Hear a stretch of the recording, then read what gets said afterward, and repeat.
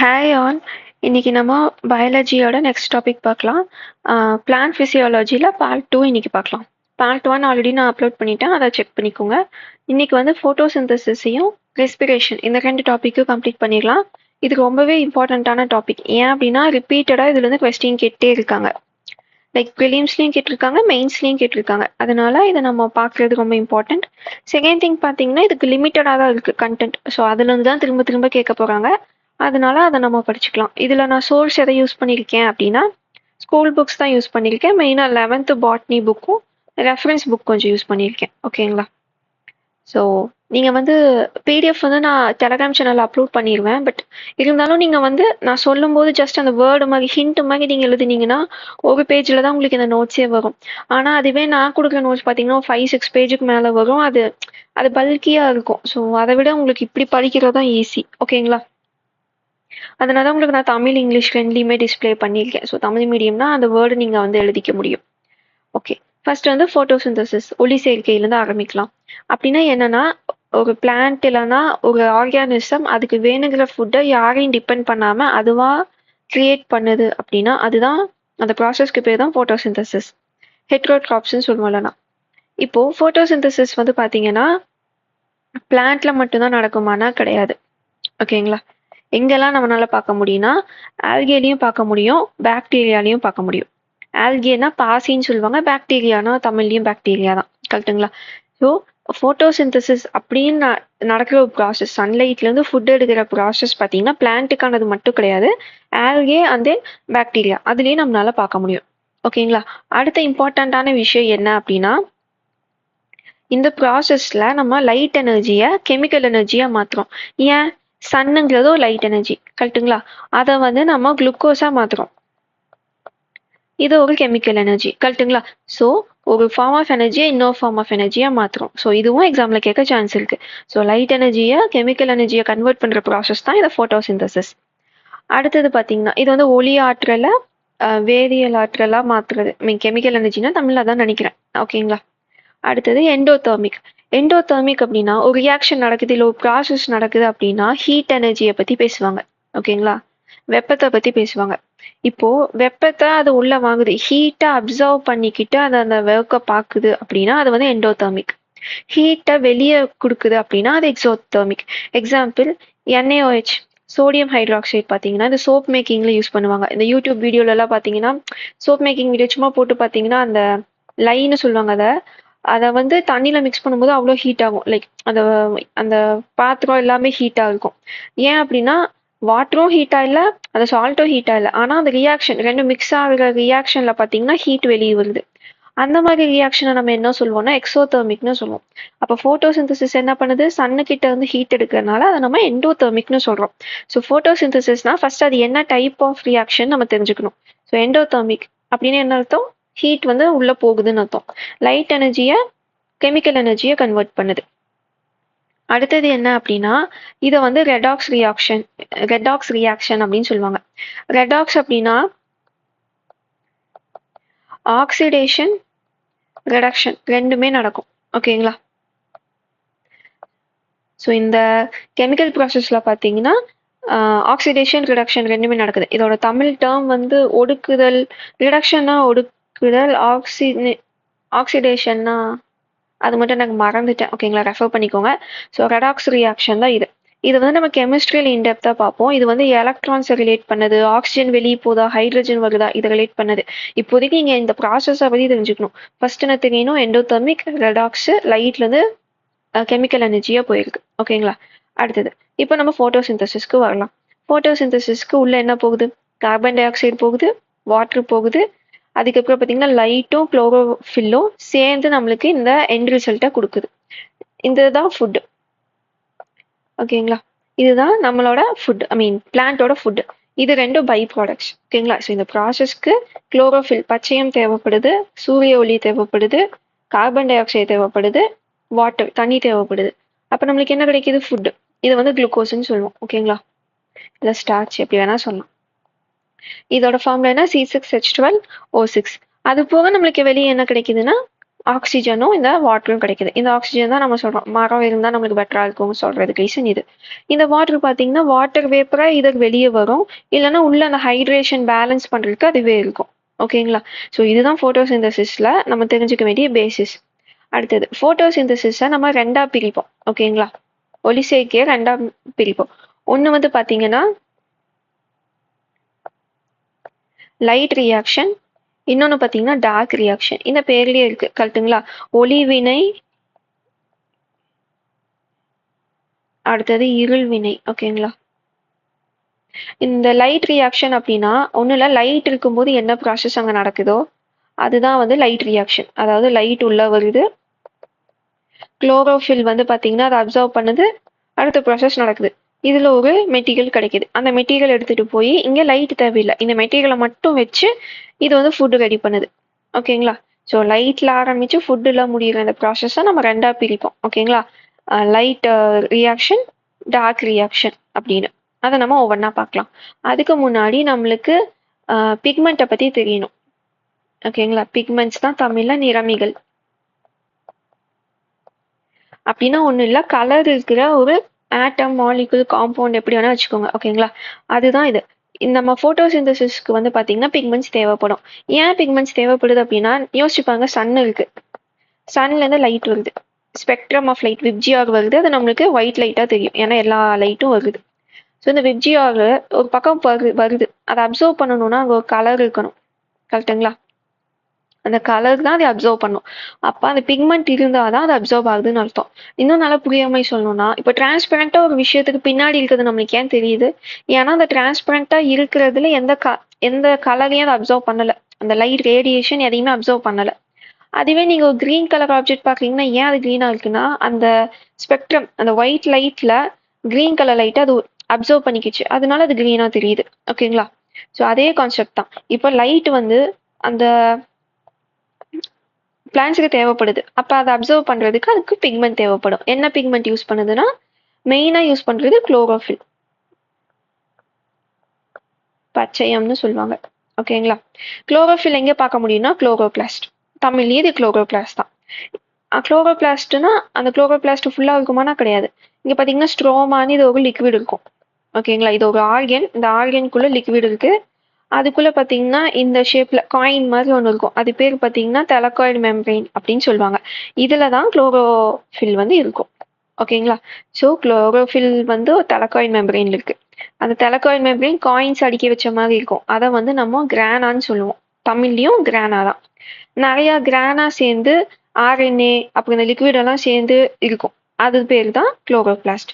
குளோரோபிளாஸ்ட்டுங்கிறது double membrane organelle, அதாவது அதுக்கு 2 outer covering இருக்குன்னு அர்த்தம். ஸோ இப்படி தான் குளோரோபிளாஸ்ட் வந்து இருக்கு.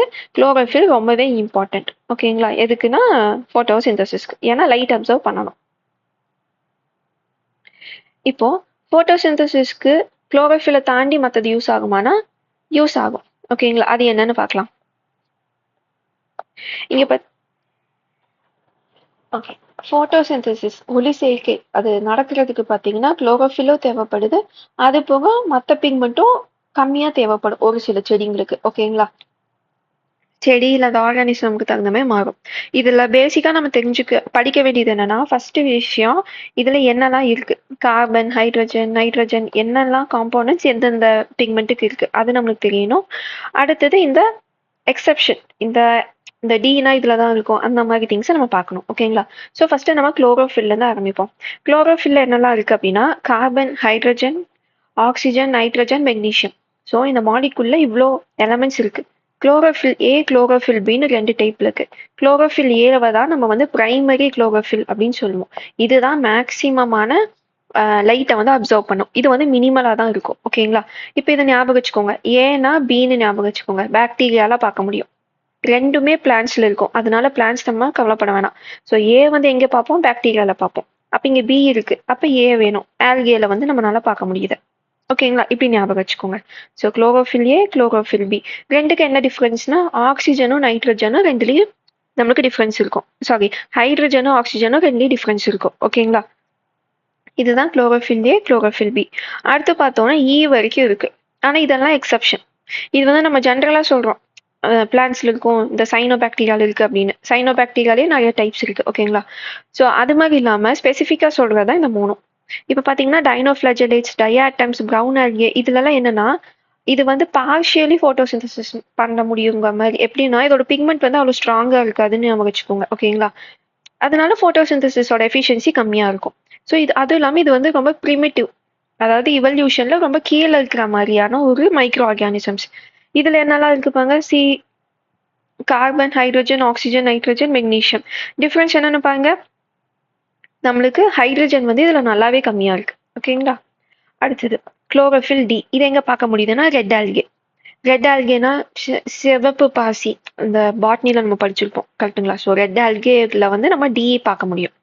அடுத்தது இ எங்க பார்க்க முடியும்னா ஜாந்தோ ஃபைசியன் ஆல்கே. இதுல வந்து குளோரோஃபில் இ பார்க்க முடியும். இப்போ நம்ம பார்த்தோம்னா தமிழ்லயும் இதே தான் இருக்கு. பச்சையம் மீனா சைந்தோஃபைசின் ஆல்கே, பச்சையம் டீனா சிவப்பு ஆல்கே, டைனோஃபிளஜலேட், டயாட்டம் இதுலலாம் நம்மளால சியை வந்து பார்க்க முடியுது.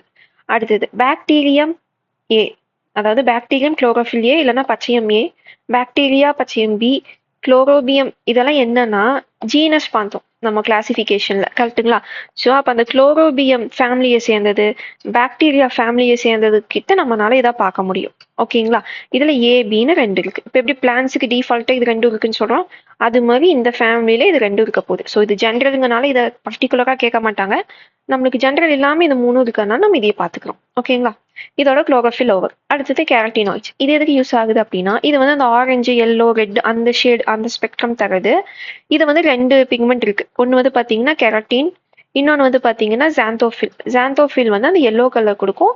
கெரட்டின் பார்த்தீங்கன்னா அந்த ஆரஞ்சு ரெட் அந்த கலர் வந்து கொடுக்கும். லைகோபீனுன்னு சொல்லுவாங்க இந்த கலரை. இது வந்து வயோலாக்சின், ஃபியூகாக்சின் அண்ட் லியூட்டின் அப்படின்னு சொல்லுவாங்க. எப்படி சொல்லலாம்னா இதோட கான்சென்ட்ரேஷனுக்கு தகுந்த மாதிரி கலர் மாறுது. ஓகேங்களா? இப்போ இந்த கேரட்டினே ஒவ்வொரு மாதிரி இருக்கும். ஆரஞ்சுல இருந்து ரெட் வரைக்கும் வரும். அதே ஜாந்தோஃபைல் எடுத்துக்கிட்டீங்க அப்படின்னா எல்லோ கலர்ல இருந்தா இப்படி இருக்கும். அதே ஃபியூகோசாந்தின் ஆச்சுன்னா ப்ரௌன் ஆல்கே அந்த ப்ரௌன் கலர் மாதிரி ஆயிரும். டிஃபரன்ஸ் புரியுதுங்களா? அந்த காம்பனன்ட் கொஞ்சம் அட்ஜஸ்ட் ஆகி அந்த ஸ்பெக்ட்ரம் மாறுது. லைக் பிங்க்குக்கும் ரெட்டுக்கும் பார்த்தீங்கன்னா சின்ன சின்ன வேரியேஷன் அந்த மாதிரி. ஓகேங்களா? ஸோ இது எதுக்கு இருக்கு அப்படின்னா ஃபோட்டோசிந்தசிஸை வந்து குறைக்கிறதுக்கு. ஃபோட்டோசிந்தசிஸை எதுக்கு குறைக்கணும் ஃபர்ஸ்ட் ஆஃப் ஆல் அப்படின்னா, மேபி அந்த செடிக்கு அந்த நீடு இருக்கலாம், ஃபுட் ஆல்ரெடி இருக்கலாம். ஓகேங்களா? அதனால அது வந்து ஃபோட்டோசிந்தசிஸை குறைக்கணும் அப்படின்னா இந்த கலரை அதை எடுத்துக்கும். ஸோ அந்த கலர் வரும்போது லைட் அப்சார்ப்ஷன் கம்மியாக இருக்கும். லைட் அப்சார்ப்ஷன் கம்மியாக தான் ஃபோட்டோசிந்தசிஸ் கம்மியாக இருக்கும். ஸோ இதை நம்ம எங்கே பார்க்க முடியும் அப்படின்னா, ஃபர்ஸ்ட் திங் ஓல்டு லீஃப்ல வந்து பார்க்க முடியும். ஓகேங்களா? அது வந்து ப்ரொடக்டிவா இருக்காது. அதனால அது வந்து கலர் அதிகமாகும். பழுத்து போன இலைனால நம்ம சொல்லுவோம். கரெக்ட்டுங்களா? ஸோ அங்கே வந்து நம்ம இதெல்லாம் பார்க்க முடியும். அடுத்தது வந்து பார்த்தீங்கன்னா நேச்சுரலாகவே ஒரு சில ஃப்ரூட்ஸ் வெஜிடபிள்ஸ்க்கு அந்த கலர் வரும். ஓகேங்களா? ஸோ அது நம்மளுக்கு மேட்ரு இல்லை. லீஃப்ல வந்து இந்த கலர் வருது. ஒரு சில லீஃப் எல்லாம் ரெட் கலர்ல இருக்கும். அதெல்லாம் ஏன் அப்படி இருக்குன்னா அது வந்து எஃபிஷியண்டா அதனால பண்ண முடியாது. ஸோ இந்த கலர்லயே நான் மேனேஜ் பண்ணிப்பேன். அந்த மாதிரி ஒரு இவால்வ் ஆனது. ஓகேங்களா? அது இந்த பிக்மெண்ட். ஸோ குளோரோஃபில் இதுவும் சேர்ந்துதான் எப்பவுமே ஒர்க் ஆகும். ஓகேங்களா? அடுத்து ஃபைகோபிலின்ஸ். ஃபைகோபிலின்ஸ் பார்த்தீங்கன்னா இந்த ப்ரிமிட்டிவான ஆல்கே இதுலலாம் பார்க்க முடியும். ஓகேங்களா? எக்ஸ்ட்ரா எஃபெக்ட் மாதிரி. இப்போ எப்படி நம்ம பிளான்ட்ல இது 2 சேர்த்து பார்த்தோமோ அதே மாதிரி இந்த ப்ரிமிட்டிவ்ல இது ரெண்டையும் பார்க்க முடியும். ஓகேங்களா? அதுவும் தமிழ்ல ஃபைகோபிலின். ஸோ இதோட நம்மளுக்கு இதுக்கு என்ன நீட், இதோட இன்புட் என்ன அப்படிங்கிறது நம்மளுக்கு தெரிஞ்சிருச்சு. கரெக்ட்டுங்களா? ஸோ லைட் வேணும், இந்த பிக்மெண்ட்ஸ் வேணும், இதெல்லாமே நம்மளுக்கு தெரியும். இப்போ ஃபோட்டோசிந்தசிஸ் எப்படி நடக்குது அப்படின்னா, ஃபோட்டோசிந்தசிஸை நம்ம லைட் அண்ட் டார்க்னு பிரித்தோம். அப்போ அந்த லைட் ரியாக்ஷனை பற்றி இன்டெப்த்தாக நம்ம பார்த்துக்கலாம். லைட் ரியாக்ஷனில் ஃபர்ஸ்ட் என்ன நடக்கும்? லைட்டை வந்து அப்சர்வ் பண்ணும். யார் அப்சர்வ் பண்ணுவா? குளோரோஃபில் அப்சர்வ் பண்ணும். அப்போ இந்த ப்ராசஸ் எங்கே நடக்கும் அப்படின்னா தலகாய்டு மெம்பரேன்ல நடக்கும். ஓகேங்களா? ஏன்னா அது அங்கதான் குளோரோஃபில் இருக்கு, அதை அப்சர்வ் பண்ணும். அப்சர்வ் பண்ணிட்டு என்ன பண்ணும்னா எலக்ட்ரான்ஸை வந்து ஸ்டிமுலேட் பண்ணும்.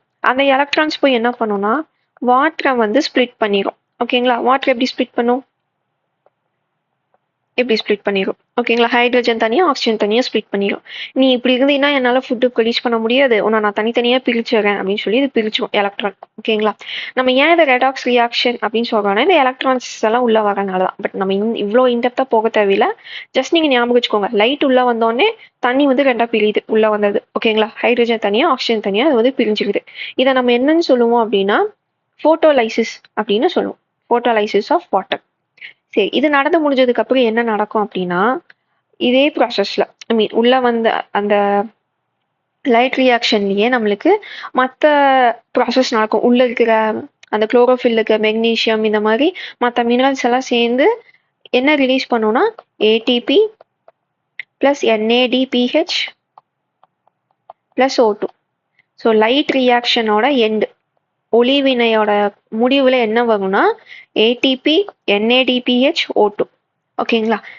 வெளியே வரும்போதே ஏடிபியா வருமா அப்படின்னா கிடையாது. அதுக்கு முன்னாடி பார்த்தீங்கன்னா அது ஏடிபியா தான் இருக்கும். ஏடிபியை ஏடிபியா மாற்றணும்.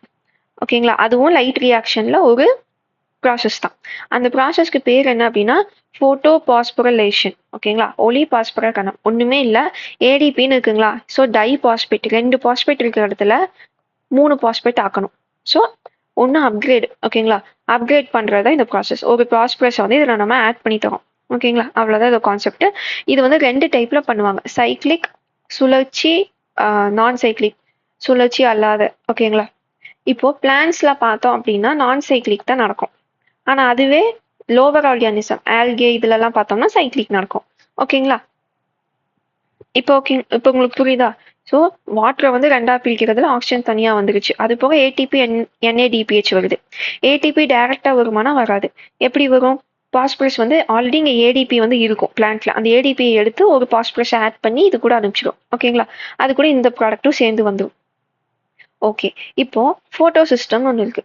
அப்படின்னா என்ன அப்படின்னா நத்திங் பட் ஒரு எப்படி சொல்லலாம், ஒரு ப்ராசஸ் அந்த மாதிரி ஞாபகம் வச்சுக்கோங்க. அதாவது உள்ள வர லைட்டை இது எப்படி வெளியே கொண்டு போகுது, வெளியே கொண்டு போய் ஏதாச்சும் டிஃப்ரென்சியேஷன் இருக்கா, லைக் எவ்வளோ ப்ராசஸ் பண்ணியிருக்கு, எவ்வளோ அவுட்புட் கொடுக்க முடியுது, அந்த மாதிரியான ஒரு கான்செப்ட் தான் இந்த ஃபோட்டோ சிஸ்டம். ஓகேங்களா? லைக் எப்படி சொல்லலாம் எக்ஸாம்பிளுக்கு, ஸோ பேசிக்லி என்னன்னா இப்போ நீங்கள் வந்து ஒரு லைட்டை அப்சர்வ் பண்ணி ஒரு ஒர்க் பார்க்கணும்னு நினைக்கிறீங்க. ஓகேங்களா? இப்போ ஒரு வீட்டில் ஒவ்வொரு பக்கம் ஒவ்வொரு மாதிரி லைட்டு வரும், சன்லைட் வந்து வரும் கரெக்டுங்களா? அது வந்து உங்களுக்கு ஒவ்வொரு சன்லைட்டு உங்களோட ஒவ்வொரு நீடுக்கும் ஒவ்வொரு மாதிரி இருக்கும். லைக் இண்டஸ்ட்ரிக்கு இன்புட் ஒரு மாதிரி தேவைப்படும், ஹோம் யூஸ்க்கு எலக்ட்ரிசிட்டி ஜென்ரேட் பண்ண ஒரு மாதிரி தேவைப்படும். கரெக்டுங்களா? அதே தான் செடியிலையுமே.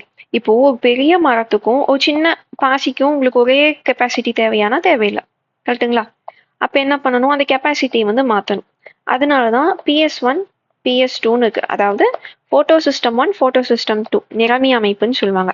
இப்போ நிறமி அப்படின்னா இல்லை ஃபோட்டோ அப்படின்னா நம்மளுக்கு கலர்னு ஞாபகம் வரும். அப்போ PS1 PS2 அப்படின்னு சொல்றது என்ன அப்படின்னா இந்த கலர் இருக்கிற அந்த பிக்மெண்ட். ஓகேங்களா? குளோரோஃபில் கேரட்டினாய்டு இதெல்லாம் சேர்ந்து குளோரோபிளாஸ்டுக்குள்ள கொஞ்சம் இருக்கும். ஓகேங்களா? அதை தான் நம்ம வந்து ஃபோட்டோ சிஸ்டம் இல்லைன்னா நிறமி அமைப்பு அப்படின்னு சொல்றோம். அது எதுக்கு அங்கே இருக்கு அப்படின்னா அந்த செடிக்கு தகுந்த மாதிரி அது ஒர்க் ஆகும். ஓகேங்களா? இப்போ நம்ம ஃபோட்டோ பாஸ்பரலைசேஷன்ல பார்த்தோம் சைக்ளிக் நான் சைக்ளிக்னு. கரெக்டுங்களா? அப்போ PS1 எதுல இருக்கும் அப்படின்னா சின்ன சின்ன ஆல்கே இதுலலாம் இருக்கும். ஸோ 1னா சின்னதுன்னு ஞாபகம் வச்சுக்கோங்க. ஓகேங்களா? ஆல்கே இதுலலாம் பார்க்க முடியும். அடுத்தது PS2 பார்த்தீங்க அப்படின்னா பெரிய பிளான்ஸ் எல்லாத்துலேயுமே பார்க்க முடியும். ஓகே, PS1 பார்த்தீங்கன்னா பிளான்ஸ்லேயும் இருக்கும். ஓகே, எப்படி இது அப்படின்னா இந்த ஃபோட்டோ பாஸ்பரலைசேஷன் இந்த ப்ராசஸில் பார்த்தீங்கன்னா இந்த ஃபோட்டோ சிஸ்டம் வந்து வரும். அதாவது இது ஒரு ஆர்கன்னு ஞாபகம் வச்சுக்கோங்க. ஓகேங்களா? இந்த டிஸ்க் தெலக்காய்டு மெம்பரேன் இருக்கு இல்லைங்களா? ஸோ அந்த தெலக்காய்டு மெம்பரேனே மற்ற குளோரோஃபில்லையும் தாண்டி மற்றதையும் சேர்ந்து இருந்துச்சுன்னா அதை வந்து ஃபோட்டோ சிஸ்டம்னு சொல்லுவோம். ஓகேங்களா? ஸோ இந்த ஃபோட்டோ சிஸ்டம் வந்து எதுலலாம் இன்வால்வ் ஆகும் அப்படின்னா இப்போ சைக்ளிக் ஆல்கேல பார்த்தீங்க அப்படின்னா PS1 மட்டும்தான் இருக்கும். ஸோ அது மட்டும்தான் இன்வால்வ் ஆகும். ஆனால் பிளான்ட்ல PS1ம் இருக்கு 2வும் இருக்கு. கரெக்டுங்களா? அப்போ எது இன்வால்வ் ஆகும் அப்படின்னு பார்த்தீங்கன்னா இதில் PS2 ஃபர்ஸ்ட் வரும், அப்புறமா PS1 வரும். இது நம்ம ஞாபகம் வச்சுக்கணும். ஓகேங்களா? இந்த ப்ராசஸ்க்கு அப்புறமா தான் இந்த இன்புட்டை இது எடுத்துக்கும். சரி, இது ஏன் இந்த டிஃப்ரென்ஸ் இருக்கு அப்படின்னா அவுட்புட் டிஃபர் ஆகும். PS1ல பார்த்தீங்கன்னா கம்மியான அவுட்புட் வரும், PS2ல வந்து பார்த்தீங்கன்னா அதிகமான அவுட்புட் வரும். ஓகேங்களா? ஸோ அதனால தான் PS1 பார்த்தீங்கன்னா உங்களுக்கு இதுல இருக்கு சின்ன சின்ன ஆர்கானிசம்ஸ்ல இருக்கு, இது வந்து பெரிய ஆர்கானிசம்ஸ்க்கு மட்டும் பார்க்க முடியுது PS2வை. சரி, இப்போ எதுக்கு இதை பத்தி பேசுறோம் அப்படின்னா இதுல இருந்து அவுட்புட்டா என்ன வரும்? கண்டிப்பா ஏடிபி இதுதான் வரும். கரெக்டுங்களா? ஸோ இந்த ஏடிபி இதை தான் நம்ம இங்க பாஸ்பேட் பண்றோம். ஸோ அதனாலதான் ஸோ எங்கிருந்து இந்த இதுக்கு சோர்ஸ் எங்கிருந்து வருதுங்கிறதா இது. ஓகேங்களா? ஒரே நிமிஷம். ஸோ மறுபடியும் உங்களுக்கு நான் சொல்கிறேன். இப்போ வாட்டர் இருக்குது ஓகேங்களா. ஸோ வாட்டரை வந்து ஃபஸ்ட்டு ஸ்ப்ளிட் பண்ணுறோம். ஸ்ப்ளிட் பண்ணதுக்கு நம்மளுக்கு என்ன தேவைப்படுது? லைட் தேவைப்படுது. ஓகே, லைட் உள்ள வருது. எங்கே போகணும்? ஃபோட்டோ சிஸ்டம்க்கு போக சொல்கிறோம். ஃபோட்டோ சிஸ்டம் 1 இருக்குது, ஃபோட்டோ சிஸ்டம் 2 இருக்குது. இது பிளான்ட்ல மட்டும் பார்க்க முடியும், பெரிய பிளான்ட்ஸு. இது வந்து ஆல்கி, இது மாதிரி சின்ன சின்ன ஆர்கானிசம் எல்லாத்துலேயும் பார்க்க முடியும், பிளான்ட்ஸ் எல்லாத்துலேயும் பார்க்க முடியும். ஓகேங்களா. இது ரெண்டும் ஒரு ஆர்கானல். எங்கே இருக்குது? தலக்காய் மெம்பரெயினை அடுக்கி வச்சிருப்பாங்க, அடுக்கி வச்ச மாதிரி இருக்கும். எங்கன்னா குளோரோபிளாஸ்ட்ல. ஓகே, சரி, லைட் வந்தாச்சு, இங்கே அப்சர்வ் பண்ணியாச்சு, இது எலக்ட்ரான் அனுப்பி இங்கே ஸ்ப்ளிட் பண்ணியாச்சு. அடுத்து பார்த்தீங்க அப்படின்னா இந்த அப்சர்வ் பண்ணுற கெப்பாசிட்டி வச்சு தானே அவுட்புட் வரும், கரெக்டுங்களா? அப்போது பாஸ்பேட் ஆட் பண்ணும். ஸோ ஏடிபி வருது. இப்போ அது வந்து சின்ன ஆல்கேலேருந்து வருதுன்னா PS1 மட்டும்தான் ஃபாலோ பண்ணும். ஓகேங்களா. அதை வந்து சைக்ளிக் ரியாக்ஷன் இல்லைன்னா சைக்ளிக் ஃபோட்டோ பாஸ்போரிலேஷன் சொல்லுவோம். ஸோ இது வந்து ஆல்கேல PS1லேருந்து வந்த அவுட்புட்டை வந்து இது ஏடிபியா மாற்றுது. ஓகே, இப்போ பிளான்ட்ஸ் இருக்கு. பிளான்ட்ஸ் என்ன பண்ணும்? PS2 PS1 ரெண்டு ப்ராசஸையும் கிராஸ் பண்ணி தான் உங்களுக்கு அவுட்புட் கொடுக்கும். அப்போ நான் சைக்ளிக்ல உங்களுக்கு நடக்கும். அப்போ PS2 PS1. ஓகேங்களா. ஸோ இது வந்து ஒரு ஆர்டரா, இதுக்கப்புறம் இது இதுக்கப்புறம் இது அப்படி நடக்காது. இதெல்லாம் ஃப்ராக்ஷன் ஆஃப் செகண்ட்ல இல்லைன்னா சைமல்டேனியஸா பேக் அண்ட் ஃபோர்த் நடக்கும், முன்னாடி பின்னாடின்னு. அதனால தான் உங்களுக்கு வந்து இப்போ புரிஞ்சுக்க கொஞ்சம் கஷ்டமா இருக்கு, எங்கிருந்து எது எங்கே போகுது அப்படின்னு. ஸோ ஏடிபி அப்படிங்கிறது பார்த்தீங்கன்னா ஜஸ்ட் உங்களுக்கு ஒரு எக்ஸாம்பிள் சொல்லணும்னா, ஒரு லோ பேட்டரி. ஓகேங்களா. நம்ம பேட்டரியே சார்ஜ் இல்லாமல் இருந்தால் எப்படி இருக்கும், அதுதான் உங்களுக்கு வந்து ஏடிபி. அதை ரீசார்ஜ் பண்ணுறதுக்கு நம்மளுக்கு பாஸ்பேட் தேவைப்படுது. ரீசார்ஜ் பண்ணுற ப்ராசஸ் தான் இது. ரீசார்ஜ் பண்ணியாச்சுன்னா அதில் எனர்ஜி வந்துடும். ஸோ இதுதான் ஏடிபி ஏடிபி டிஃப்ரென்ஸ். ஓகேங்களா. ஸோ இப்போ நம்ம பேட்டரி வந்து பார்த்தீங்கன்னா இந்த ஏடிபி அப்படிங்கிற ஒரு ஃப்ரேம் ஒர்க் வந்து பிளான்ஸை சுற்றிக்கிட்டே தான் இருக்கும். ஓகேங்களா. ஸோ இந்த ப்ராசஸில் இது கம்பைன் பண்ணி இங்கே அனுப்போம். ஸோ அவ்வளோ இன்டெப்த்தாக போக வேணாம், நம்மளுக்கு ஃபுல்லாக குழம்பிடும் படித்ததும். ஸோ ஞாபகம் வச்சுக்க வேண்டியது எது எது எது எதுக்குன்னு லாஸ்ட்டாக நான் சொல்கிறேன். சைக்ளிக், நான் சைக்ளிக். இது வந்து PS1, இது வந்து PS2. ஓகேங்களா. இது நம்ம ஆல்ரெடி பார்த்தாச்சு. அடுத்தது ஏடிபி.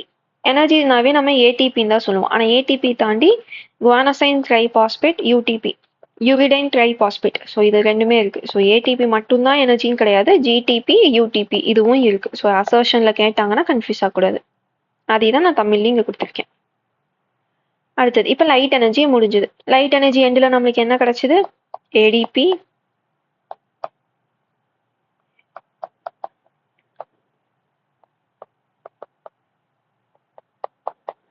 ஸோ இது ரெண்டும் நம்மளுக்கு அவுட்புட்டாக வந்திருக்கு. இதுக்கு அடுத்து எங்கே போகும் அப்படின்னா டார்க் ரியாக்ஷனுக்கு போகும். ஏன்? இதுக்கப்புறம் நம்ம லைட்டை பற்றி கவலைப்பட போகிறதில்ல. இனிமேல் இதை எப்படி ஃபுட்டாக மாற்றணும், அதுதான் கான்சென்ட்ரேஷன். இங்கே லைட் தேவையில்லை, அதனால இதை வந்து இருள் வினை அப்படின்னு சொல்கிறோம். இதை ஃபஸ்ட்டு அப்சர்வ் பண்ணுறது யார் அப்படின்னா கேல்வின் அப்படின்னு ஒரு சயின்டிஸ்ட், நோபல் பிரைஸ் வாங்கின சயின்டிஸ்ட். அதனால இதை வந்து கேல்வின் சைக்கிள் அப்படின்னு சொல்லுவோம், C3 சைக்கிள் அப்படின்னு சொல்லுவோம். ஓகேங்களா. ஸோ இதுக்கு இவ்வளோ பேர் இருக்கு. சரி, இங்கே என்ன நடக்குது அப்படின்னா இங்கே தான் நம்மளுக்கு ஃபுட்டே ப்ரிப்பேர் ஆகுது. ஆக்சுவலி எப்படி ப்ரிப்பேர் ஆகும் அப்படின்னா என்சைம்ஸ் இது மாதிரிலாம் யூஸ் பண்ணி ஆகும். ஸோ உங்களுக்கு புரியுற மாதிரி சொல்லணும்னா நிறைய சீரீஸ் ஆஃப் ப்ராசஸ்ல இது நடக்கும். ஸோ ஃபர்ஸ்ட் ப்ராசஸ் என்ன அப்படின்னா கார்பாக்சிலேஷன்.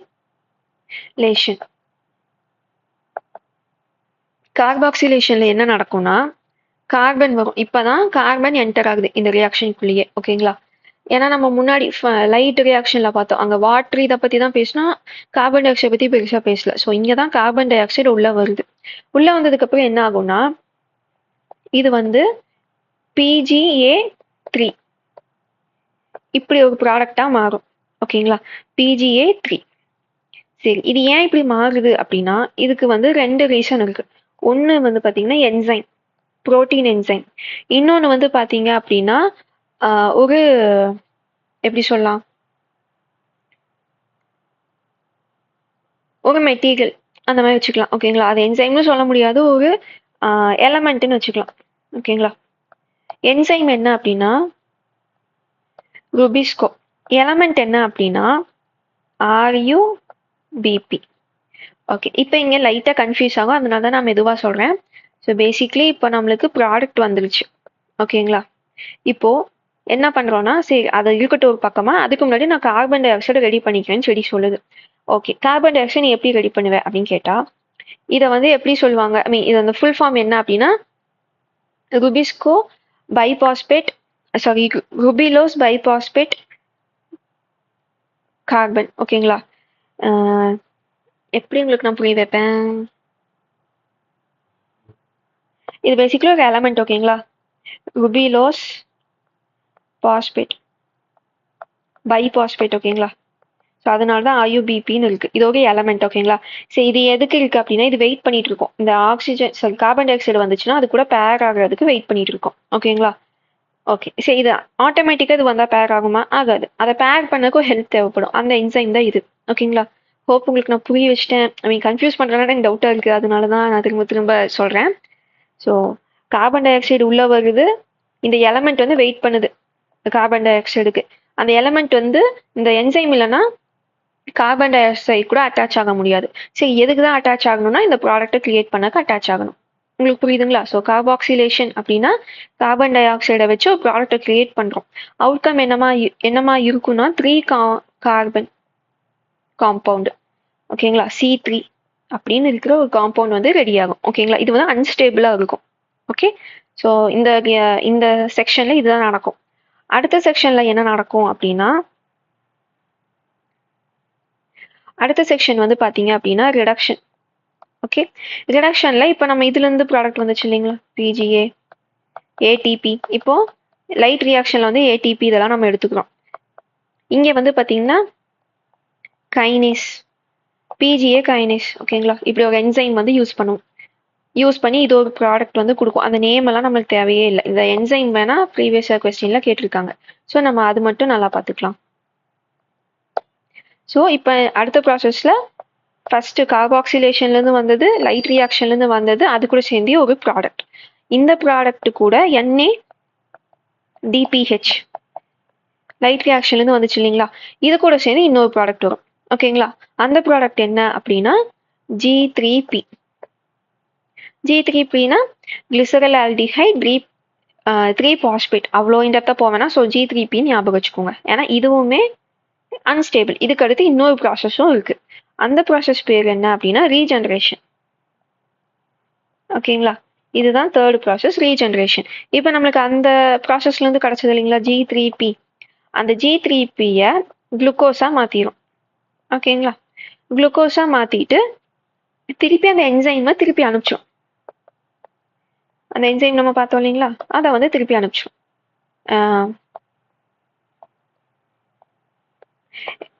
என்சைமில் அந்த கார்பன் டை ஆக்சைடு போய் அட்டாச் ஆச்சு இல்லைங்களா, அந்த எலமெண்ட்டை வந்து திருப்பி அனுப்பிச்சோம். ஸோ இது வந்து பார்த்தீங்கன்னா திரும்ப திரும்ப யூஸ் ஆகும். இது வந்து ரீசைக்கிள் ஆகிட்டே இருக்கும். ஓகே, இப்போ நம்மளுக்கு என்ன நடந்துச்சு, இப்போ வந்து குளுக்கோஸ் கிடச்சிருச்சு சன்லைட்லேருந்து. இப்போ நம்ம குளுக்கோஸை ரீச் பண்ணிட்டோம். ஆனால் இதுக்கு நாளில் எவ்வளோ ப்ராசஸ் நம்ம கிராஸ் பண்ணி வந்திருக்கோம். ஸோ நம்மளுக்கு வந்து அந்த ATP வரைக்கும் உங்களுக்கு கிளியர் பண்ணிட்டேன். ஸோ டார்க் ரியாக்ஷன் வந்து இன்னொருக்கா நான் சொல்லியிருக்கேன். ஃபர்ஸ்ட் வந்து கார்பன் டை ஆக்சைடை எடுத்து ரூபிலோஸ் பைபாஸ்பேட் கூட அட்டாச் பண்ணுறோம். அட்டாச் பண்ணக்கு நம்மளுக்கு ஹெல்ப் பண்ணுறது என்னன்னா ஒரு என்சைம், அதை வந்து ருபிஸ்கோன்னு சொல்லுவோம். ருபிஸ்கோ அப்படின்னா ருபிலோஸ் பைபாஸ்பேட் கார்பாக்சிலேட் ஆர் ஆக்சிலேட். ஓகேங்களா, ஸோ ருபிஸ்கோன்னு தான் நேம் வரும். ப்ரீவியஸ் இயரில் இதை வந்து 4 டைம் நான் பார்த்தேன். ஓகேங்களா, ஸோ ஃபோட்டோசிந்தசிஸ் டார்க் ரியாக்ஷனில் எந்த என்சைம் ரொம்ப இம்பார்ட்டன்ட் அப்படின்னு, ஸோ ருபிஸ்கோ தான் ரொம்ப ரொம்ப இம்பார்ட்டன்ட். ஸோ இந்த என்சைம் வந்து இதுக்கு ஒரு ப்ராடக்டை கொண்டு வருது. அந்த ப்ராடக்ட் பார்த்தீங்கன்னா PGP 3PG. ஐயோ அது என்ன கன்ஃபியூஸ் ஆகிட்டே இருக்கேன். PGA. ஓகேங்களா, சாரி, இந்த PGA தான் அது லாஸ்ட்டில் கொண்டு வருது 3 கார்பன் இருக்கிற இந்த ப்ராடக்டை. இதுக்கப்புறமா பார்த்தீங்கன்னா என்சைம் பார்த்தீங்கன்னா கைனேஸ் என்சைம் மூலிமா ATP கூட போய் இது ஒரு ப்ராடக்டை கொண்டு வரும். அந்த ப்ராடக்ட்டுக்கு கூட NADPH ரியாக்ட் ஆகி நம்மளுக்கு G3P வரும். G3Pலேருந்து உங்களுக்கு இந்த ப்ராடக்ட் வந்துடுது. ஓகேங்களா, ஸோ இவ்வளோ இன்டெப்த்தாக படிக்கணுமா அப்படின்னா சில டைம் கேட்குறாங்க. அதனால தான் நான் சொன்னேன் இது ஃபஸ்ட்டு பார்க்குறதுக்கு ரொம்ப கன்ஃபியூசிங்காக இருக்கு. ஆனால் ஒன்றுமே இல்லை. இந்த இடையில இருக்கிற ப்ராடக்ட் எல்லாம் நீங்கள் பார்க்க வேணாம். அந்த 3 நேம் ஞாபகம் வச்சுக்கோங்க. கார்பாக்சிலேஷன்னா என்ன, ரிடக்ஷன்னா என்ன, ரீஜெனரேஷன்னா என்ன, ஒவ்வொன்றிலையும் என்ன நடக்குது. அதாவது ஃபஸ்ட்டு ஸ்டெப்பு இதில் நம்மளுக்கு என்ன தேவைப்படுது, கார்பன் டை ஆக்சைடு தேவைப்படுது. செகண்ட் அப்புறம் என்சைம் தேவைப்படுது. என்ன என்சைம்? ருபிஸ்கோ. செகண்ட் ஸ்டெப் என்னது? ரிடக்ஷன். ரிடக்ஷன்ல நம்மளுக்கு என்ன தேவைப்படுது? கைனேஸ் வந்து தேவைப்படுது. ஓகேங்களா? ஸோ இங்கே தான் நம்மளுக்கு லைட் ரியாக்ஷன்லேருந்து வந்த இன்புட் யூஸ் ஆகுது. தேர்ட் ஸ்டெப்ல என்ன ஆகுது? எல்லாத்தையும் பிரிச்சிடும். ஃபுட் ப்ராடக்ட்ஸ் தனியாக உள்ள வந்த இந்த கார்பன் டை ஆக்சைடை பைண்ட் பண்ண ஹெல்ப் பண்ண இந்த ப்ராடக்ட் தனியாக நம்ம பிரிச்சிடும். அதனால தான் இதை வந்து ரீஜெனரேஷன் அப்படின்னு சொல்கிறோம். ஸோ ஃபர்ஸ்ட் ப்ராசஸில் நம்மளுக்கு யார் தேவை? Carbon di oxide, enzyme, UPP. ஓகேங்களா? செகண்ட்ல யார் தேவை? லைட் ரியாக்ஷன்லேருந்து வந்தவங்க தேவை. தேர்ட் ரியாக்ஷனில் யார் வேணால் இருக்கிறத ஸ்ப்ளிட் பண்ணால் போதும். ஓகேங்களா? ஸோ இதுதான் டார்க் ரியாக்ஷன் இல்லைன்னா C3 சைக்கிள். ஓகே, இப்போ நம்மளுக்கு ஃபுட் வந்தாச்சு. இப்போ C2ன்னு ஒரு சைக்கிள் இருக்கு, ஒரு டைப். ஓகேங்களா? அதை வந்து என்னன்னு சொல்லுவாங்கன்னா ஃபோட்டோ ரெஸ்பிரேஷன் அப்படின்னு சொல்லுவாங்க. ஃபர்ஸ்ட் ரெஸ்பிரேஷன் தான் என்னன்னு தெரியணும். ரெஸ்பிரேஷன்னா நான் டீட்டெயில்டாக பின்னாடி நம்ம பார்ப்போம். பட் ரெஸ்பிரேஷன் பேசிக்காக நீங்கள் தெரிஞ்சுக்க வேண்டியது ஸ்டோர் பண்ண குளுக்கோஸ்லேருந்து நீங்கள் வந்து எனர்ஜி எடுக்கிறது. இதுதான் ஃபோட்டோ ரெஸ்பிரேஷன். ஓகேங்களா? ஸோ ஸ்டோர் பண்ணிட்டு அதுலேருந்து நீங்கள் வந்து எடுக்கிறீங்க, திருப்பி எனர்ஜி எடுக்கிறீங்க அப்படின்னா அதுதான் ஃபோட்டோ ரெஸ்பிரேஷன். சரி, இது ஏன் இங்கே இருக்கு? C2 சைக்கிளில் ஃபோட்டோசிந்தசிஸ்குள்ளே இது ஏன் வருது அப்படின்னா இது வந்து ஒரு பக் இல்லை எரர்னு நீங்கள் சொல்லலாம். இப்போது கார்பன் டை ஆக்சைடு அளவு வந்து ரொம்ப கம்மியாக, ஆக்சிஜனோட அளவு ரொம்ப அதிகமாக இருக்குன்னு வச்சுக்கலாம். இப்போ கார்பன் டை ஆக்சைடு பார்த்தீங்கன்னா யார் கூட ரிலேட் ஆனது? ருபிஸ்கோவோட ரிலேட் ஆனதுங்களா? அப்போ இந்த ருபிஸ்கோ என்ன பண்ணும்னா அது கன்ஃபியூஸ் ஆயிடும். இப்போ நம்ம என்ன பண்ணணும் அப்படின்னே தெரியாம இது வாட்டுக்கு ஒர்க் பண்ண ஆரம்பிக்கும். ஸோ என்ன பண்ணும்னா லைட் எனர்ஜிலேருந்து நம்மளுக்கு ATP NADPH வந்திருக்கும். ஆனால் அது ஒழுங்காக ப்ராசஸ் பண்ணாமல் வேற ப்ராடக்டே இது கிரியேட் பண்ணிடும். ஓகேங்களா? இதனால என்ன ஆகும்னா 50% ஆஃப் ப்ராடக்ட் வந்து வேஸ்ட் ஆயிடும். ஓகேங்களா? ஸோ அதனால தான் இது வந்து ஒரு எரர். கார்பன் டை ஆக்சைடு கம்மியாக இருக்கிறதுனால நடக்கக்கூடிய ஒரு திங். ஏன் இதை ரெஸ்பிரேஷன் சொல்கிறோம்னா லாஸ்ட்ல இங்கே எனர்ஜி தான் வருமே தவிர ஃபுட் இங்கே ப்ரொடியூஸே ஆகாது. ஓகேங்களா? ஸோ அதை வந்து இங்கே பார்க்கலாம். ஃபோட்டோ ரெஸ்பிரேஷன் பார்த்தோன்னா லைட் இருக்கும்போது நடக்கும். கிரீன் கலர் செல்ஸில் இது நடக்குது. குளோரோபிளாஸ்ட், பெராக்சிசோம், மைட்டோகாண்ட்ரியா இந்த இடத்துல தான் நடக்குது. இது எங்க பிளேஸ் எந்த இடத்துல நடக்குதுங்கிறது ரொம்ப இம்பார்ட்டன்ட். சப்ஸ்ட்ரேட் வந்து பார்த்தீங்கன்னா கிளைகாலிக் ஆசிட். இது சப்ஸ்ட்ரேட்னா எந்த இடத்துல நடக்குது, எது மேலே இந்த ரியாக்ஷன் நடக்குது அப்படிங்கிறது. அடுத்தது இது வந்து சர்வைவல்க்கு எசென்ஷியலா, அந்த செடி வாழ்றதுக்கு எசென்ஷியலானா கிடையாது. ஓகேங்களா? நீர் இல்லை. அதே மாதிரி ஹைட்ரஜன் பெராக்சைடு இந்த ப்ராசஸில் ப்ரொடியூஸ் ஆகும். என் ப்ராடக்ட் பார்த்தீங்கன்னா CO2வும் PGAவும் தான் வரும். இங்கே நம்மளுக்கு ஃபுட்டே வராது. ஓகேங்களா? ஸோ பாஸ்போரிலேஷன் நடக்காது. இதுதான் ஃபோட்டோ ரெஸ்பிரேஷன். ஓகேங்களா? இதை வந்து C2 சைக்கிள் அப்படின்னு சொல்லுவாங்க. அதே தான் நான் தமிழ்லையும் கொடுத்துருக்கேன். ஓகே, இப்போ நம்ம C2 பார்த்தோம், C3 பார்த்தோம். இப்போ C4னா இப்போ நம்ம C3 பார்த்தோம் இல்லைங்களா? வந்து லாஸ்ட்ல நம்மளுக்கு ஒரு ஃபுட்டோட எண்ட் ஆச்சு. ஃபுட் எப்படி கிரியேட் ஆச்சுன்னு பார்த்தோம். C4ல வந்து இன்னொரு ஒரு ஸ்டெப் வந்து எக்ஸ்ட்ராவாக இருக்கும். அந்த ஒரு ஸ்டெப் ஏன் இருக்குன்னா அந்த நம்ம பார்த்தோம் இல்லைங்களா? C2 நடக்காம இருக்கணும்னு இது பயந்துட்டு இன்னொரு லேயரை வச்சிருக்கோம். அதாவது இந்த ருபிலோஸ் இருக்கு இல்லைங்களா? அதை வந்து தனியா வச்சிருக்கோம். லைக் இதுதான் குளோரோஃபில்னா இதுக்கும் இடையில கேப் விட்டு அதுக்கப்புறமா இந்த ருபிஸ்கோஸை வந்து வச்சிருக்கோம். So that in case carbon di oxide கம்மி ஆயிடுச்சுன்னா இது வாட்டுக்கு ஆட்டோமேட்டிக்காக அந்த ப்ராசஸ் C2 ப்ராசஸ்க்குள்ளே போயிடக்கூடாது அப்படிங்கிறதுக்காக இந்த எக்ஸ்ட்ரா மெக்கானிசமை வந்து ஒன்று வந்து வச்சிருக்கு. ஓகேங்களா? ஸோ அதனால இதை வந்து தனியாக நம்ம சொல்கிறோம். இதை வந்து C4 சைக்கிள் அப்படின்னு சொல்கிறோம். இங்கே வந்து கார்பன் டை ஆக்சைடு பார்த்தோன்னா மீசோஃபைல் அங்கே வந்து ஃபிக்ஸ் ஆகும். ஓகேங்களா? எப்படி ஃபிக்ஸ் ஆகும் அப்படின்னா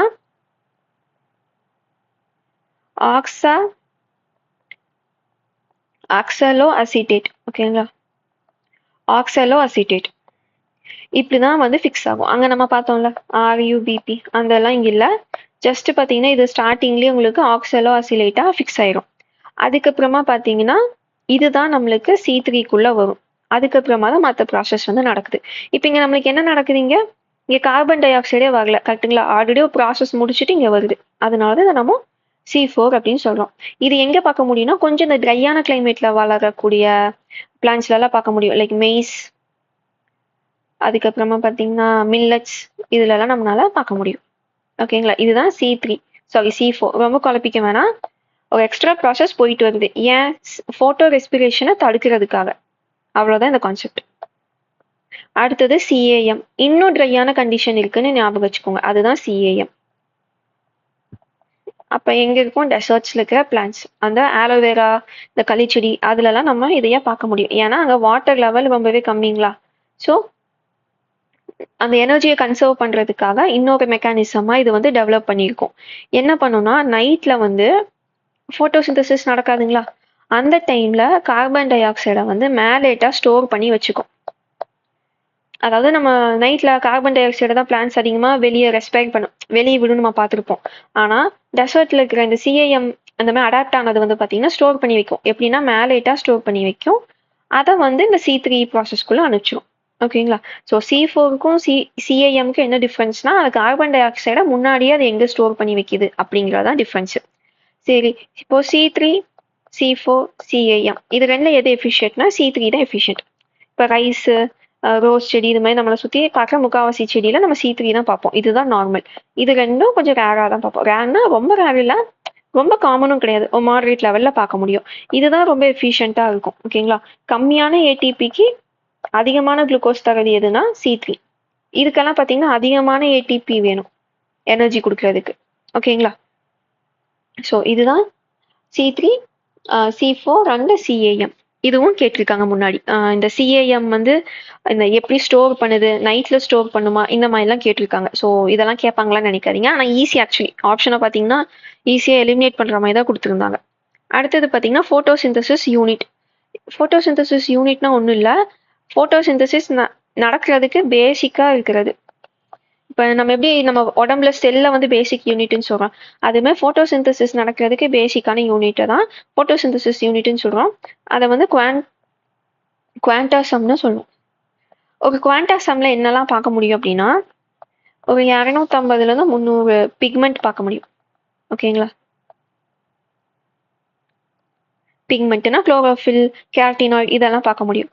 ஒரு ரியாக்ஷன் சென்டரை பார்க்க முடியும். ரியாக்ஷன் சென்டர்னா நம்ம பார்த்தோம் இல்லைங்களா, ஃபோட்டோ சிஸ்டம், அதுதான் ரியாக்ஷன் சென்டர். அடுத்தது என்ன அப்படின்னா ஆண்டனா காம்ப்ளெக்ஸ். ஓகேங்களா. இது மூணும் சேர்ந்தது தான் ஒரு குவாண்டாசம். சரி, குவாண்டாசம்னா என்ன அப்படின்னா பேசிக்லி லைட் அப்சர்வ் பண்ணி அது என்ன பண்ண போகுதுன்னு பார்க்கறது தான் இந்த குவாண்டாசமோடைய வேலை. அவ்வளோதான் இதோட கான்செப்டே. ஓகேங்களா. இதை எங்கே பார்க்க முடியும் அப்படின்னா தலக்காய் மெம்பர்லாம் பார்க்க முடியும். ஏன்னா இது எல்லாமே குளோரோபிளாஸ்ட்குள்ளே தான் இருக்குது. அதில் அந்த மெம்பரேன் அதில் தான் இதை பார்க்க முடியும். குவாண்டாசம்னா ஒன்றும் இல்லை, இது எல்லாத்தையும் சேர்த்துனீங்கன்னா அது ஒரு குவாண்டாசம். ஓகேங்களா. சரி, ஆண்டனா காம்ப்ளெக்ஸ்னா ஒன்றும் இல்லை, இதுதான் லைட்டை வந்து ஃபஸ்ட்டு ரிசீவ் பண்ணி அனுப்பும். ஓகேங்களா. ரிசீவ் பண்ணி அனுப்பி இந்த பிக்மெண்டெல்லாம் சேர்ந்து இந்த எலக்ட்ரானை வந்து ஸ்டிமுலேட் பண்ணும். ஸோ குவாண்டாசமை பற்றி நம்மளுக்கு இதுதான் தெரியணும் பேசிக்காக. ஓகேங்களா. அடுத்தது பார்த்தோம் அப்படின்னா absorption spectrum, action spectrum. Okay, இப்போ நம்ம லைட்டை பற்றி மறுபடியும் வரும். லைட்டில் விப்ஜியா இருக்கு கரெக்டுங்களா. இப்படி இதெல்லாம் சேர்ந்து வரும்போது ஒயிட் கலராக நம்மளுக்கு தெரியுது. ஓகே, இதுதான் நம்ம ஸ்பெக்ட்ரம் அப்படின்னு சொல்லுவோம், நிறமாலை அப்படின்னு நம்ம சொல்கிறோம். இப்போ அப்சார்ப்ஷன் ஸ்பெக்ட்ரம் அப்படின்னா இதில் இருந்து பிளான்ட்ஸோ இல்லை ஃபோட்டோசிந்தசிஸ்க்கு தேவையான லைட்டை அப்சர்வ் பண்ணும். அப்போ அந்த லைட்டை எந்த லைட்டை அதிகமாக அப்சர்வ் பண்ணால் பெனிஃபிஷியலாக இருக்குது அப்படின்னு பார்க்குறது இந்த அப்சார்ப்ஷன் ஸ்பெக்ட்ரம். ஓகேங்களா. இதை எப்படி சொல்லலாம் அப்படின்னா ஒவ்வொரு பிக்மெண்ட்டும் எந்த லைட்டை அப்சர்வ் பண்ணுது அதிகமாக, அதுதான் நான் கான்செப்ட். இப்போ நம்ம இங்கே என்ன பார்க்குறோம், குளோரோஃபில் பார்க்குறோம். குளோரோஃபில் என்ன கலரில் இருக்குது, க்ரீன் கலரில் இருக்குது. அப்படின்னா நம்மளுக்கு என்ன தெரியும், குளோரோஃபில்லே க்ரீன் கலரில் இருக்குன்னா அது வந்து அதுக்குள்ளாதையே அப்சர்வ் பண்ணிக்கும்னு அர்த்தம். அது வேற எங்கேயுமே அனுப்பாது, அந்த ஹீட்டை வந்து ப்ராசஸ்க்கே அனுப்பாது, அந்த வேவ் லென்த்தை வந்து ஃப்ரீக்வன்சி வந்து எங்கேயுமே அனுப்பாது அப்படின்னு தெரியும். அப்போ RGB. ஓகேங்களா. RG வந்து போயிடுச்சு, குளோரோஃபில் வந்து நானே வச்சுக்கிறேன்னு சொல்லிடுச்சு. பேலன்ஸ் என்ன இருக்குது, ஆரும் பியும். ஸோ ரெட்டும் ப்ளூவும் தான் குளோரோஃபில் அதிகமாக அப்சர்வ் பண்ணி உங்களுக்கு எல்லா ஒர்க்கும் பண்ணி கொடுக்கும். So red colour, blue colour. இப்போ இந்த விப்ஜியாவில் ரெட்டும் ப்ளூவும் இருக்கு இல்லைங்களா, இந்த ஸ்பெக்ட்ரம் படுற இடத்துல இல்லை வரும்போது தான் அதிகமான ஃபோட்டோசிந்தசிஸ் ஆக்டிவிட்டி நடக்கும். ஃபார் எக்ஸாம்பிள் இப்போ செடி இருக்குது, அது பக்கத்துலேயே ப்ளூ கலரில் ரெட் கலர்லலாம் நிறையா நீங்கள் மறைச்சி வச்சிட்டிங்கன்னா அந்த ஸ்பெக்ட்ரம் கம்மியாக விழுகுங்களா, ஆனால் சன்லைட் வருது, ஆனால் ரெட்டும் ப்ளூவும் கம்மியாக இருக்கிறதுனால ஃபோட்டோசிந்தசிஸ் கம்மியாக நடக்கும். அந்த கான்செப்டை சொல்கிறது தான் அப்சார்ப்ஷன் ஸ்பெக்ட்ரம். இதை எப்படி மெஷர் பண்ணுவாங்க அப்படின்னா ஸ்பெக்ட்ரோஃபோட்டோமீட்டர் இதை வச்சு அப்சர்வ் பண்ணுவாங்க. ஓகேங்களா? ஸோ இதுதான் அப்சார்ப்ஷன் ஸ்பெக்ட்ரம். பேசிக்லி இந்த விப்ஜிஆர்லேருந்து எது பிளான்ட்டுக்கு தேவைன்னா ரெட்டும் ப்ளூவும் அதை சொல்கிறது தான் இது கான்செப்ட். ஆக்ஷன் ஸ்பெக்ட்ரம் அப்படின்னா எந்த கலர் எவ்வளோ ஒர்க் பண்ணுது அப்படிங்கிறது தான். இப்போ இந்த விப்ஜிஆர் எல்லாமே இங்கே வந்துருச்சுங்களா, அப்போ ஆக்சிஜனை ரிலீஸ் பண்ணணும். ஓகே, ஆனால் ஒவ்வொரு வேவ்லென்த்ல இது ஒவ்வொரு மாதிரி ரியாக்ட் பண்ணும். லைக் இப்போ ரெட் கலர் எடுத்துக்கிட்டிங்கன்னா ரெட்ல நிறைய வேவ்லென்த் இருக்கு, இங்கிருந்து இங்கே வரைக்கும் நம்ம ரெட்டுன்னு தான் சொல்லுவோம். அப்போ ஒவ்வொரு பக்கமாக அது ஒவ்வொரு மாதிரி ஆக்சிஜனை ரிலீஸ் பண்ணும். அதை தான் நம்ம வந்து ஆக்ஷன் ஸ்பெக்ட்ரம் அப்படின்னு சொல்கிறோம். ஸோ எவ்வளோ ஆக்சிஜனை அது எந்த வேவ்லென்த்ல எவ்வளோ கொடுக்குது அப்படிங்கிறது. ஓகேங்களா? ஸோ பேசிக்லி இது கலரை பற்றி பேசுறது, இது அந்த கலரோட வேவ்லென்த். இப்போ ரெட்னா அந்த ரெட்ல இருக்க வேவ்லென்த்தை பற்றி பேசுறது. ஓகேங்களா? ஸோ இதுதான் ஆக்ஷன் ஸ்பெக்ட்ரம். அடுத்தது ஃபேக்டர்ஸ் அஃபெக்டிங் ஃபோட்டோசிந்தசிஸ். இப்போ எல்லாத்தையும் பார்த்தாச்சு. இப்போ ஃபோட்டோசிந்தசிஸ் நடக்கணும்னா அதுக்கு ஒரு சில விஷயங்கள்லாம் தேவை. ஃபர்ஸ்ட் வந்து இன்டர்னலாக பார்ப்போம். இன்டர்னலாக என்ன தேவை? கண்டிப்பாக பிக்மெண்ட் தேவைங்களா? ஸோ குளோரோஃபில் தேவை. குளோரோஃபில் கம்மினா ஃபோட்டோசிந்தசிஸ் கம்மியாக நடக்கும். அடுத்து என்ன தேவைப்படுது? வாட்டர் கம்மினா ஃபோட்டோசிந்தசிஸும் கம்மி. அடுத்து கார்பன் டை ஆக்சைடு. இப்போ இது வந்து ஆப்டிமமாக இருக்கணும். கம்மியாக இருந்தாலும் பிரச்சனை தான், அதிகமாக இருந்தாலும் பிரச்சனை தான். ஓகேங்களா? ஸோ ஆப்டிமம் லெவலில் இது இருக்கணும், கார்பன் டை ஆக்சைடு இருக்கணும். அதே தான் ஆக்சிஜன் ஆப்டிமம் லெவலில் இருக்கணும். இப்போ ஆக்சிஜன் வந்து அதிகமாகிடுச்சுன்னா என்ன ஆகும்? C2க்குள்ளே போயிடும். கரெக்டுங்களா? ஸோ ஆக்சிஜனும் கார்பன் டை ஆக்சைடும் ரொம்பவே மினிமலாக, இல்லைன்னா எப்படி சொல்லலாம், அளவான இதில் இருக்கணும். அந்த கொஞ்சம் கூட மேலே கீழே இல்லாமல் இருக்கணும். ஓகேங்களா? அடுத்தது பார்த்தோம் அப்படின்னா எக்ஸ்டர்னல் ஃபேக்டர்ஸ். எக்ஸ்டர்னல் ஃபேக்டர்ஸில் பார்த்தோம்னா ஃபர்ஸ்ட்